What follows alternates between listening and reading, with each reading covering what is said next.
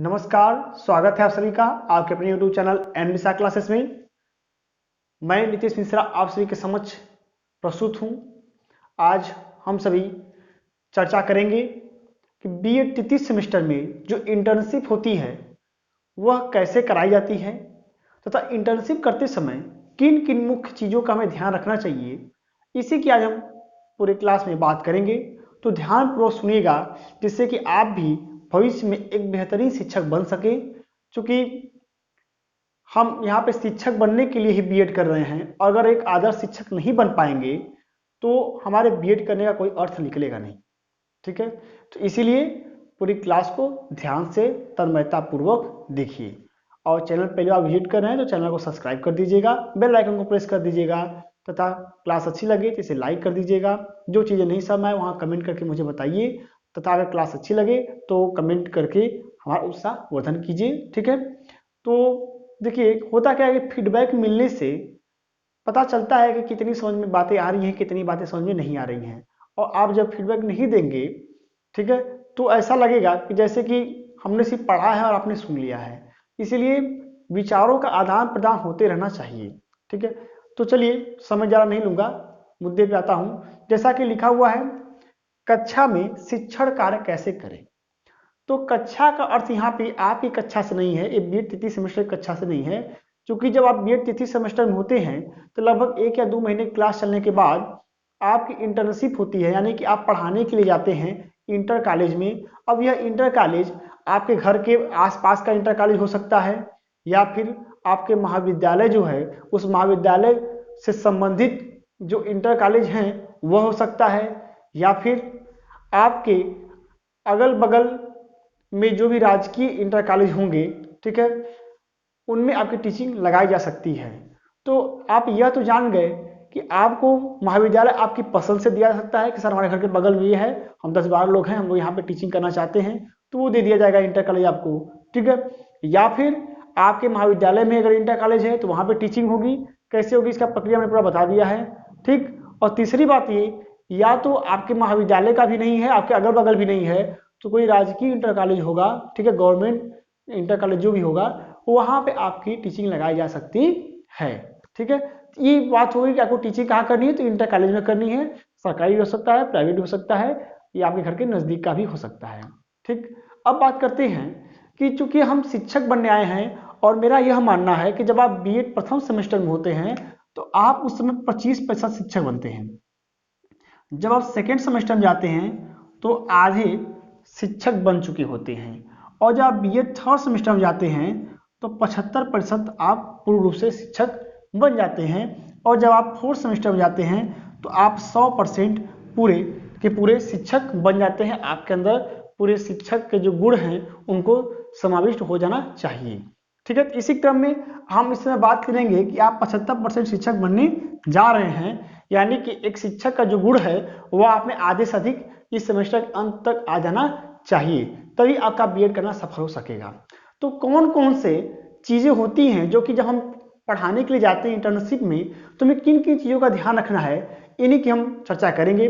तो सबसे पहली बात यह है कि शिक्षक का आचरण अनुकरणीय होता है, यह मैं कई बार कहता हूं। तो सबसे पहले कि आपका जो आचरण होगा वह सदाचरण वाला होगा, यानी कि अच्छा आचरण आपका होना चाहिए, यानी आपके हाव भाव। ठीक है, जैसे कि हाव भाव का मतलब कहने का यह है कि आप पढ़ाने के लिए जा रहे हैं और आजकल तो तरह तरह के डिजाइनिंग वाले बाल कट रहे हैं।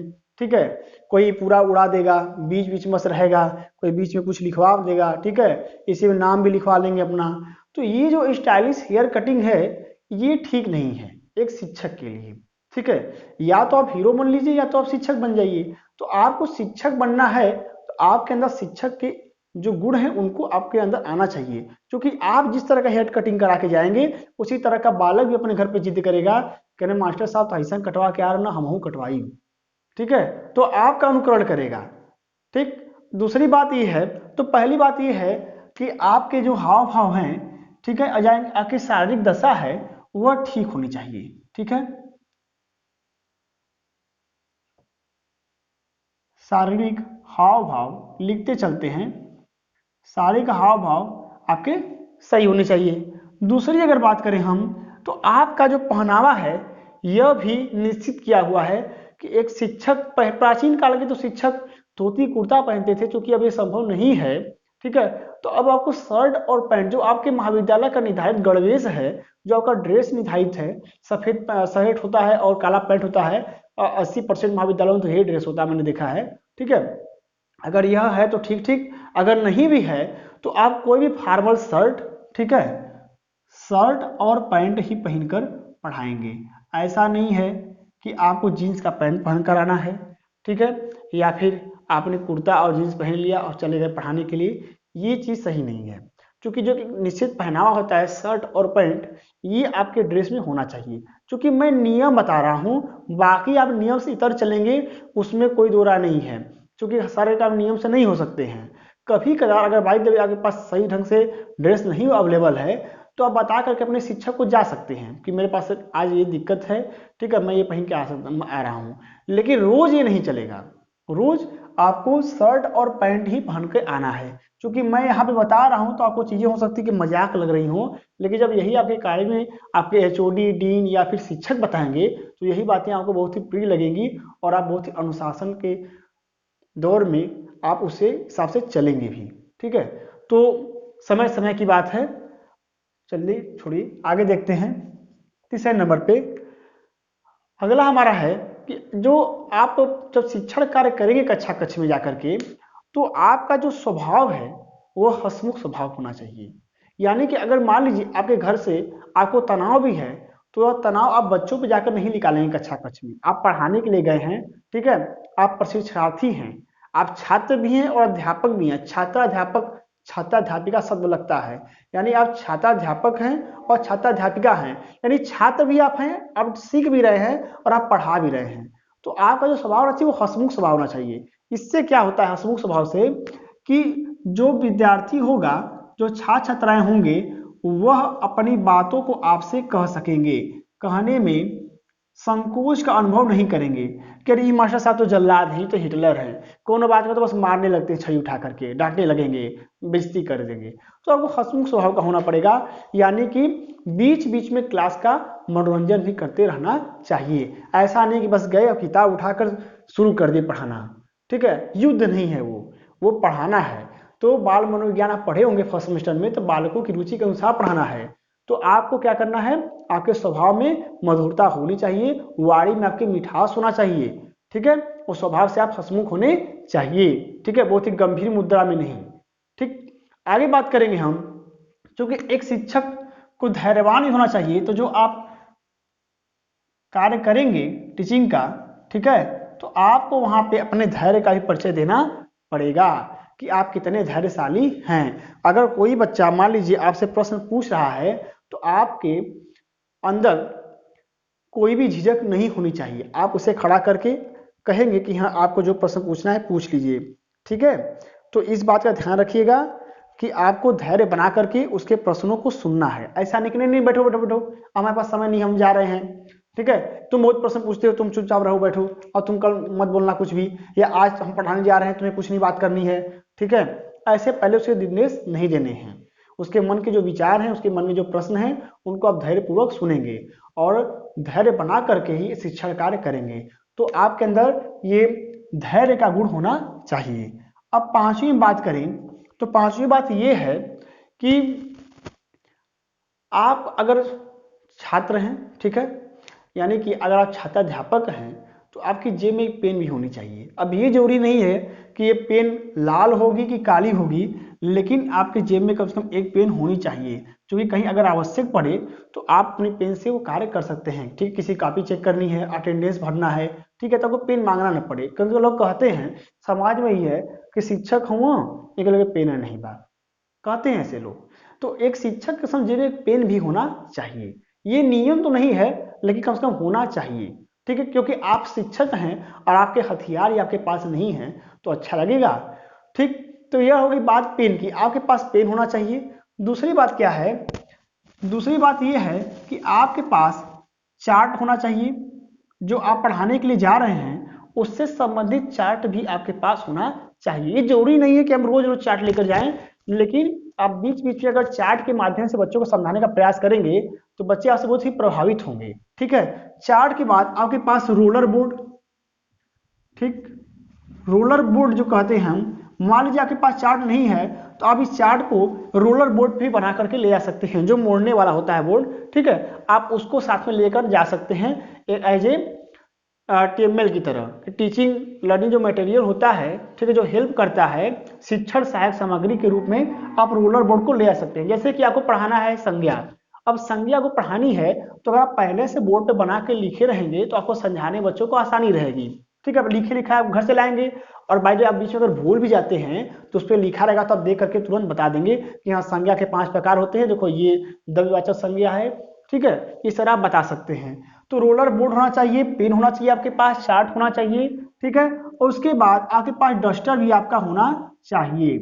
ठीक है, डस्टर भी होना चाहिए और डस्टर के बाद आपके पास आपका चाक, या फिर अगर वहाँ पे स्मार्ट क्लासरूम है तो चाक न लेकर के इसको क्या बोलते हैं, मार्कर बोलते हैं, तो मार्कर भी आपके पास होना चाहिए खुद का लिखने के लिए।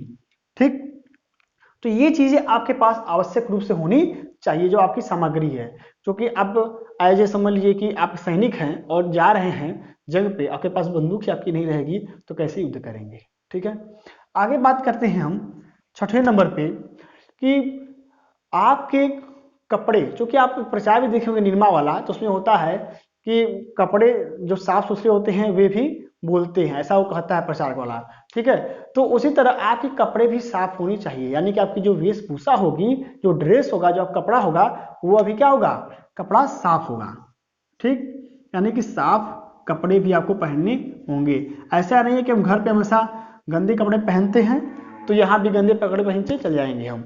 आप भले क्लासरूम में गंदे कपड़े पहन के आते होंगे, लेकिन यहाँ पे आपको जब टीचिंग करना है तो एक आदर्श शिक्षक बनकर के आप टीचिंग करेंगे, क्योंकि आप उन विद्यार्थियों के शिक्षक हैं जो कि अभी भावी जीवन में अपने प्रवेश करने वाले हैं। अब कक्षा 9 और 10 का छात्र कितना जानकार होता है आपको पता ही होगा। ठीक है, इसीलिए आपके कपड़े भी साफ होने चाहिए, क्योंकि अगर गंदे कपड़े पहन के जाएंगे ना तो खुद ही कहेगा अरे मास्टर साहब खुद ही मैं गंदा पहन के आऊँ ना, तो हमने क्या पहन के जाए में हो, वो 5 दिन और गंदा करके जाएगा। आगे देखिए, बात करते हैं हम लिखने के तरीके की। क्योंकि आपका जो लिखने का तरीका होगा यह बहुत ही आपके शिक्षक को प्रभावित करेगा। ठीक है, तो लिखने का जो तरीका होगा वो आपका, सबसे पहली बात कि स्पष्ट अक्षरों में आप लिखेंगे। दूसरी बात कि कक्षा अनुरूप लिखेंगे, यानी कक्षा अगर बड़ी है, ठीक है, तो आप जो बोर्ड पे लिखेंगे वो क्या लिखेंगे, छोटा नहीं लिखेंगे, बड़ा लिखेंगे। ठीक है, ऐसा नहीं क्लास हाल जैसी है और इतना बड़ा बड़ा लिखेंगे तो कभी ये क्या होगा, कभी पीछे तक दिखाई नहीं देगा। तो आपको लिखनी है तो कक्षा के अनुरूप आप लिखेंगे। ठीक है, इस बात का आप ध्यान दीजिएगा। तो स्पष्ट लिखना है, कक्षा के अनुरूप लिखना है। और एक बात और होती है कि जब आप लिखते हैं तो कुछ जब छात्राध्यापक या छात्राध्यापिका लिखते हैं तो मैंने देखा है कि वो ऐसे करके लिखेंगे। ठीक है, वो इस तरह लिखेंगे कि बालों के पीछे कुछ दिखाई ना दे। ठीक है, कि सर जी क्या लिख रहे हैं, सर क्या लिख रहे हैं वो हमको दिखाई नहीं देगा। तो इसके लिए क्या होता है कि आपको पीठ दिखा करके नहीं लिखना है। ठीक, आपको एक नियत कोण होता है, ठीक है, उस कोण को बनाते हुए आपको लिखना है। ठीक है, और कोण क्या होता है, आपको ऐसे लिखना होता है। ठीक है, यानी कि अगर बात करें तो 90 डिग्री का कोण बनेगा। ठीक है, आप सॉरी 90 डिग्री नहीं, 45 डिग्री, 45 डिग्री का कोण बनाते हुए आपको लिखना है ऐसे। ठीक है, आपको ऐसे लिखना है कि आप लिखेंगे और बालक को दिखाई भी दे, यही आके पीठ से पूरा ढक जाए, ऐसे नहीं लिखना है। ठीक है, कोण डिग्री का कोण बनाते हुए ऐसे आपको लिखना है। ठीक है, चूंकि ये नियम है तो इन नियमों का आपको ज्ञान होना चाहिए। और टेट में परीक्षा पूछता है कि कितनी डिग्री का कोण बना करके एक शिक्षक को लिखना चाहिए। ठीक, तो यह हो गया कि कोण बनाते हुए लिखना चाहिए, स्पष्ट लिखना चाहिए, कक्षा के अनुरूप लिखना चाहिए। ठीक, और बड़े आकार में लिखना है, कक्षा अनुरूप का मतलब ये है। अब हम आगे बात करेंगे 8वें नंबर पे कि जब आप प्रकरण लिखते हैं, मैंने देखा है कई बार कि आप क्लास में जाते हैं, ठीक है, आप जब प्रस्तावना निकलवा लेंगे उसके बाद आप प्रकरण को लिखेंगे। लेकिन कुछ छात्राध्यापक क्या करेंगे, वह क्लास से पहले जाएंगे और जाकर के तुरंत जब प्रकरण लिखा रहेगा कॉलम वहां आप जाकर लिख देंगे कबीर दास। अभी पहले आपको प्रस्तावना निकलवानी है बच्चों से, प्रस्तावना निकलवा करके ही आपको प्रकरण यहाँ पे लिखना है। इस बात का बिल्कुल ही ध्यान रहे। और यही चीज जो चीज मैं बता रहा हूँ, इसी चीजों का आपको आपके फाइनल टीचिंग जब एग्जामिनर आएगा उसके सामने आप जो टीचिंग करेंगे, इन्हीं चीजों का आपको पूरा ख्याल रखना है जो मैं चीजें आपको अभी बता रहा हूँ। तो ये आपके टीचिंग में भी काम देंगी, ये चीजें अगर जानते रहेंगे आप, और आपके फाइनल टीचिंग एग्जाम में भी आपको काम देंगी। ठीक है, तो प्रस्तावना के बाद आपको प्रकरण लिखना है। ठीक, अब आगे हम बात करेंगे 9वें नंबर पे। 9वें नंबर बात ये है कि श्यामपट्ट कार्य आपको करते रहना है।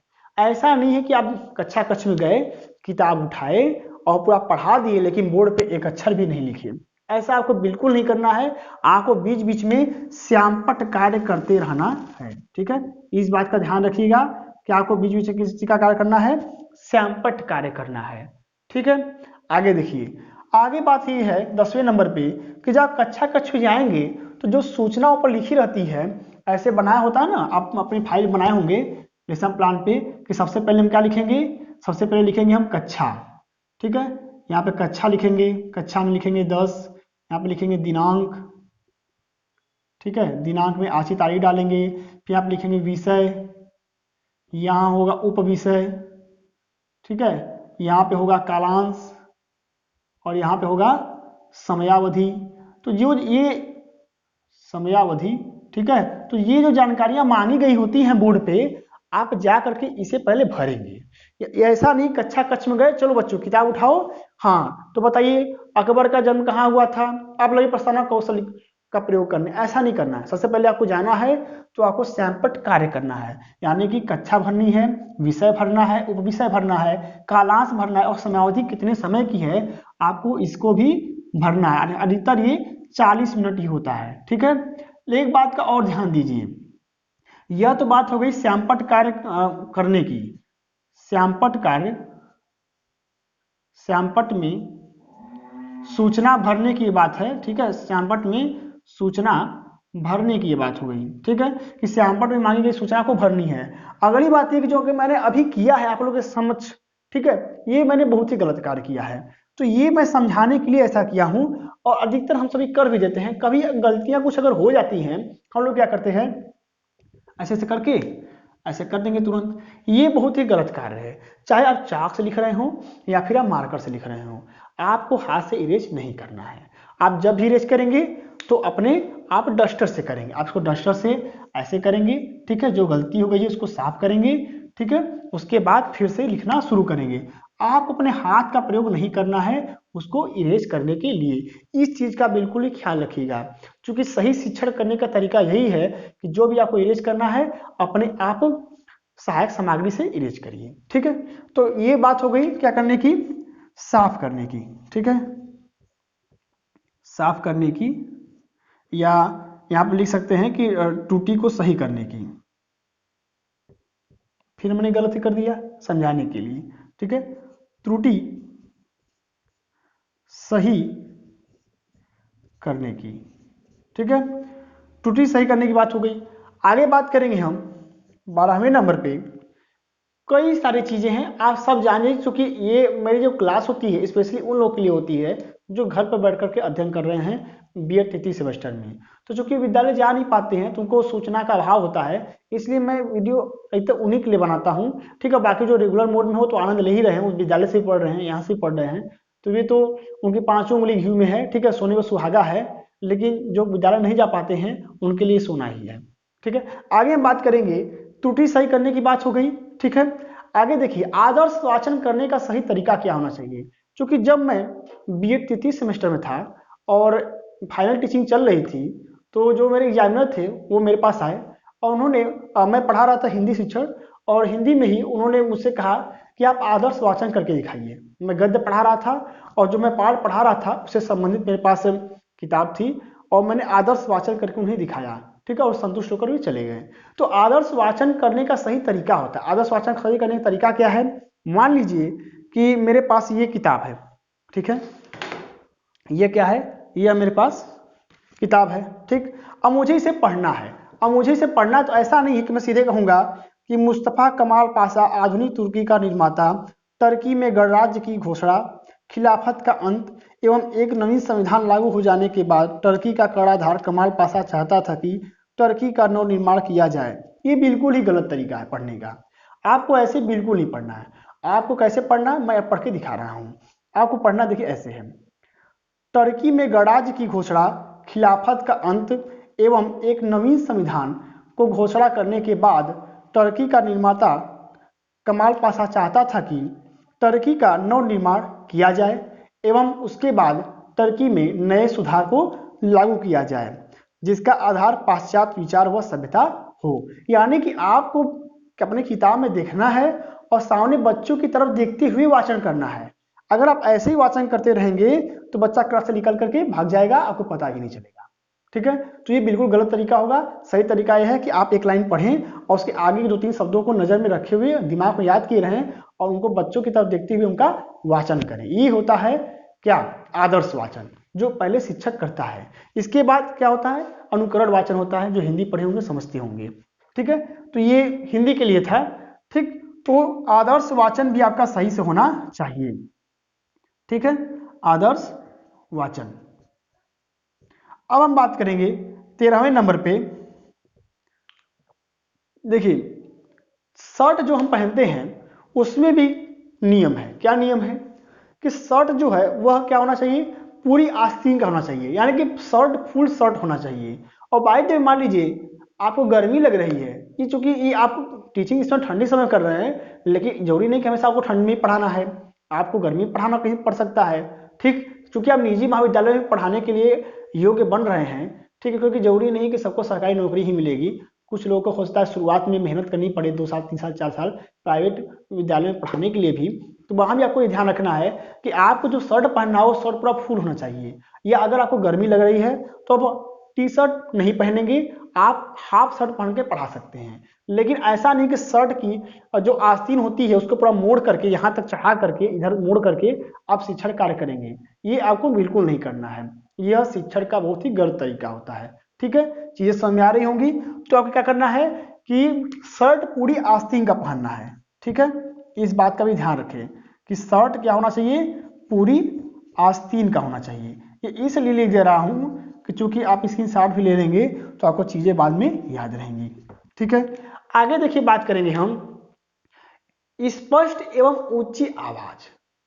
मुख्य चीज है, क्लास लंबी है और आप अगर धीरे धीरे पढ़ेंगे, ठीक है, जैसे कि क्लास बहुत लंबी है, मैं बहुत धीरे धीरे बोल रहा हूँ, तो पीछे तक आवाज पहुंचेगी नहीं। और जब आवाज नहीं पहुंचेगी तो किसकी आवाज निकलेगी, बच्चों की आवाज निकलेगी। वे आपस में ही बातचीत करेंगे। कुछ लोग आपकी शिकायत करेंगे, कुछ बच्चे कह रहे क्या पढ़ाओ तुम, इनका तो वही नहीं सुनाता। ठीक है, कुछ बच्चे कहेंगे सर थोड़ा तेज बोलिए। ठीक है, और तेज बोलिए नहीं कहेंगे, और आनंद लेंगे आपका। ठीक है, वो आपका मजाक उड़ाएंगे कि सर थोड़ा तेज बोलिए नहीं सुनाई दे रहा है। तो कहेगा सर जी खाया कि ना यार हूँ। ठीक है, ऐसे ही बच्चे बोलेंगे, कमेंट करेंगे। इसीलिए कक्ष के अनुरूप आपकी आवाज होनी चाहिए। ठीक है, जितनी लंबी कक्षा है कक्षा के अंत तक आपकी आवाज पहुंचे। तो आवाज में क्या होना चाहिए, दमदारी होनी चाहिए, तगड़ी आवाज आपकी होनी चाहिए। ठीक, स्पष्ट और ऊंची आवाज आपकी होनी चाहिए। आवाज में स्पष्टता भी होनी चाहिए। ऐसा नहीं है, कुछ लोग होते हैं वो जल्दी जल्दी जल्दी बोलने लगते हैं, अब बालक को समझ ही नहीं आता क्या बोल दिए। ठीक, जैसे कि हम लोग कर रहे थे वो क्या नाम है, ये स्काउट गाइड। एक सर थे हमारे, वो कहते थे ए बच्चों डोंट टॉक, और डोटक और डोंट टॉक को इतना झटके बोलते थे कि मुझे तो समझ ही नहीं आता था कि बोल क्या रहे हैं। तो जब धीरे धीरे 6वां दिन आया स्काउट गाइड का, तब मुझे समझ में आया कि वो बोल रहे हैं कि डोंट टॉक, यानी कि बात नहीं करनी है। तो मैं कहता था ये नोटक नोटक क्या कर रहे हैं, बोलते थे नोटक। अब नोटक को इतना तेज बोलते थे वो, मैं कहता नोटक नोटक क्या करते हैं ये। तो आपकी आवाज क्या होनी चाहिए, स्पष्ट होनी चाहिए और ऊंची आवाज होनी चाहिए। कहने का अर्थ ये है। ठीक है, इसे भी लिख लेता हूं। और दूसरी बात ये है, तो स्पष्ट व ऊंची आवाज। देखिए सबसे बड़ी चीज है आपका आत्मविश्वास। अगर आपका आत्मविश्वास लड़खड़ा रहा है तो आप सही मायने में टीचिंग नहीं कर पाएंगे किसी भी स्तर पर, न तो प्राथमिक स्तर पे न तो उच्च स्तर पे। क्योंकि सबसे बड़ी चीज होती है हमारा आत्मविश्वास, अंतर्मन। तो आपका आत्मविश्वास प्रबल होना चाहिए। आपको भले ही कोई चीज हो सकता टॉपिक ना आ रहा हो, लेकिन आपको डरना नहीं है। आपको ये सोच के जाना है कि हाँ ये चीज हम कर लेंगे, यह चीज हम कर सकते हैं, हम इनको पढ़ा सकते हैं। क्यों नहीं पढ़ा सकते हैं, कौन सी बहुत बड़ी चीज है। ठीक है, तो आपका आत्मविश्वास क्या है, प्रबल होना चाहिए। ठीक है, दृढ़ होना चाहिए। आगे बात करेंगे हम। मान लीजिए कोई चीज आपको नहीं आ रही है, तो न आने पर आपको क्या करना है, संकोच नहीं करना है। ठीक है, न आने पर संकोच आपको बिल्कुल भी नहीं करना है। आप बच्चे से कह दीजिए कि मैं आपको कल बता दूंगा। ठीक है, आज मुझे इसका उत्तर नहीं आ रहा है, लेकिन आपको गलत उत्तर बता के नहीं आना है। ठीक है, भारत की राजधानी नई दिल्ली की दिल्ली है। अगर कंफ्यूज है तो कह दिए मैं आपको कल पता करके बता दूंगा। ये नहीं कि नहीं इसको लिखो कापी में, दिल्ली है भारत की राजधानी। ठीक है, ऐसा आपको नहीं करना है, बिल्कुल नहीं करना है। आगे हम बात करेंगे कि बालक के अनुरूप आपको शिक्षा प्रदान करनी है। क्या, बालक के मन के अनुरूप। बालक का मतलब है कि आपके जो छात्र छात्रा हैं, अगर मान लीजिए उनका कभी मन नहीं कर रहा है, क्योंकि ये चीजें आपके बीए थर्ड सेमेस्टर के लिए भी हैं और बाद में आपके भावी जब शिक्षक बनेंगे तो उसके लिए भी है। ठीक है, कहने का अर्थ यह है कि आपको बालक के विचारों के अनुसार, उसकी रुचि के अनुसार, उसके मन के अनुसार आपको शिक्षा प्रदान करनी है। जैसे अगर उसका मन नहीं है कि आज वह पढ़ना चाहता है, तो अगर उसका मन है कहानी सुनने का, तो आप कहानी ही सुनाएंगे, तभी उसका मन लगेगा कक्षा कक्ष में। तो वह शोर करने लगेगा, उबने लगेगा, सोने लगेगा, उसे जम्हाई आने लगेगी। ठीक है, तो आपको बालक की रुचि का भी ख्याल करना है शिक्षण कार्य करते समय। ठीक, क्योंकि अगर आप उनकी रुचि का ख्याल करेंगे तो आप उनके प्रिय शिक्षक भी बन जाएंगे। ठीक है, तो यह सभी चीजों का आपको ख्याल करना है शिक्षा कार्य करते समय। और एक बात मैं यह भी कहूंगा कि कुछ छात्र छात्राएं प्रबंधक तक पहुंच जाते हैं कॉलेज के, कि अगर एचओडी या शिक्षक गण अगर मना करते हैं कि नहीं आपको छुट्टी नहीं मिलेगी, आपको टीचिंग का कार्य करना ही है, ठीक है, आपको टीचिंग करनी है, तो वह महाविद्यालय प्रबंधक तक पहुंच जाएंगे। तो मैं उनको यह बता देना चाहता हूं कि आप पहुंच तो जाएंगे और वो मना भी कर देंगे कि ठीक है आप मत करिए, आपको कोई समस्या है तो, लेकिन इसमें घाटा आपका है, उनका कुछ नहीं जा रहा है। क्योंकि आप शिक्षक बनने आए हैं, तो जब तक आपके अंदर शिक्षण कार्य करने का गुण ही नहीं होगा, ठीक है, यानी आपको अपने कार्य की जानकारी ही नहीं होगी, कैसे कार्य को संपादित करना है, तो आप कैसे सही शिक्षक बन सकते हैं। इसलिए सारे काम को छोड़ते हुए आप टीचिंग जरूर करिए, और टीचिंग में जो अनुभव आपको मिलेगा वह यकीन मानिए आपको पूरी जिंदगी याद रहेगा कि टीचिंग किया था, तो ऐसे ऐसे हमने टीचिंग की थी। और कई सारे लोग अपनी बात बता भी सकते हैं, जब किए ही नहीं रहेंगे तो बताएंगे क्या। ठीक है, इसीलिए आप शिक्षण कार्य जरूर करिए, टीचिंग करिए। ठीक है, और अपने लेसन प्लान आप साथ में बनाते रहिए। ठीक, इसी के साथ मैं नीतीश मिश्रा आप सभी से विदा लेता हूँ। धन्यवाद।